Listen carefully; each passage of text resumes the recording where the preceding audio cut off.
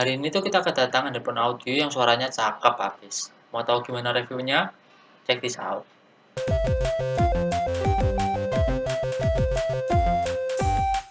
Selamat datang di channel Leontex bersama aku Christian. Hari ini aku mau kenalin ke kalian headphone audio yang suaranya ciamik banget, yaitu Audio Technica ATH M30X.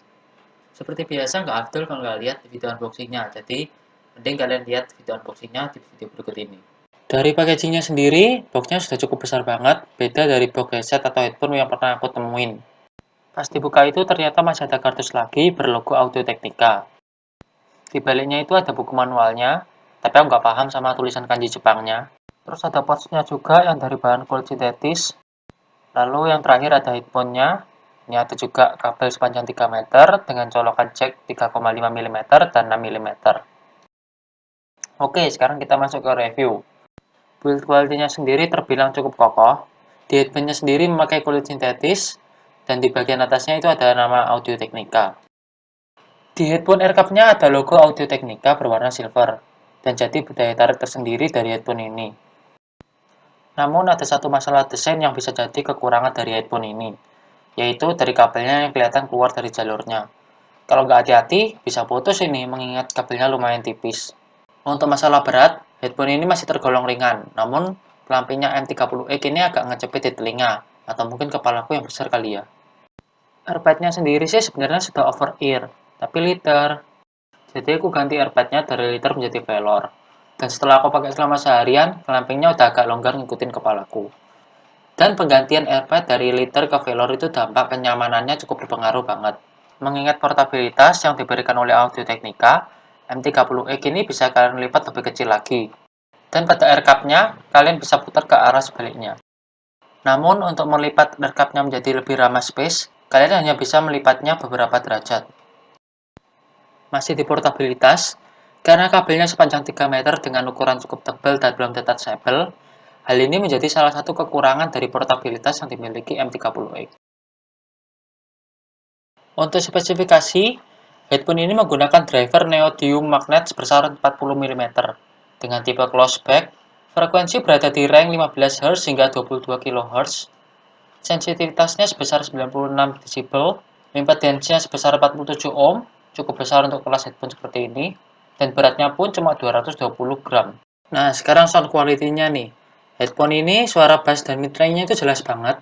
Jelas dalam artian di sini tuh bass-nya nggak boomy, sangat nyaman sekali, lebih ke wam-wam gitu. Antara low dan mid di bass maupun mid-range itu jelas. Vokalnya juga jernih, detailnya sangat bagus, bahkan suara yang biasanya nggak kedengar tuh kedengar di sini tuh. Upper mid dan treble-nya menurutku bikin pedes di telinga kalau pakai volume agak tinggian. Noise isolation dan leak edge-nya sudah cukup bagus. Suara luar bisa diredam sepenuhnya oleh headphone ini. Dan juga suara musik yang kita dengar juga nggak bocor keluar. 3D imaging-nya bagus sekali. Soundstack ya lumayan-lumayan lah. Distorsinya kurang bagus. Frekuensinya lumayan bagus. Suaranya sendiri bersifat open dan laid back. Kalau untuk musik dan nonton film, headphones-nya sudah bisa dikatakan cukup bagus kalau kalian penggemar suara yang santai. Untuk gaming sendiri udah cukup oke. Step-step langkah kaki musuh pas main game FPS itu bisa terdengar dengan baik. Dan detail suara dalam game itu sangat jelas sekali. Sayangnya headphone-nya nggak punya mic, jadi kalau kalian pengen mic ya harus beli mic eksternal. Untuk harga M30X ini, pas aku lihat di official store Audio Technica, harganya itu 900 ribuan. Namun sekarang kalian bisa dapetin headphone ini dengan harga hanya 600.000 kalau kalian pinter nyarinya.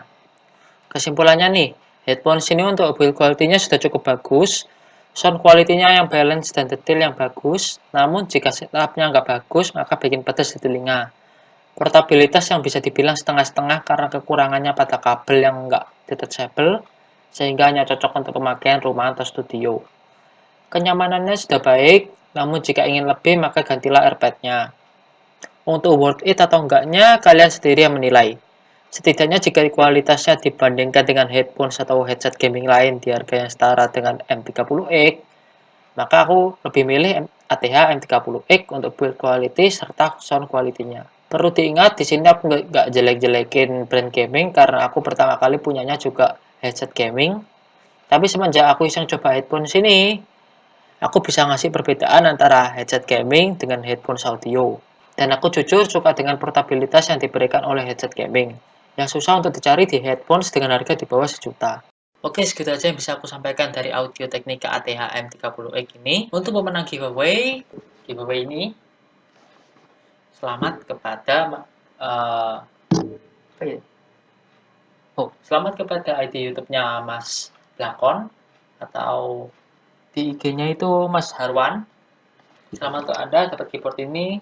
Untuk yang belum menang, kalian jangan berkecil hati. Kalian masih punya kesempatan untuk menang di giveaway berikutnya. Untuk pemenang nanti akan aku DM. Jadi tunggu aja ya. Oke, segitu aja yang bisa aku sampaikan. Jangan lupa subscribe jika kalian tidak ingin ketinggalan info-info dari kita. Dan jangan lupa juga share jika video-video ini bermanfaat. Dan jangan lupa juga follow sosial media kita dari kolom deskripsi seperti biasa. Oke, aku Christian. Sampai jumpa di video berikutnya.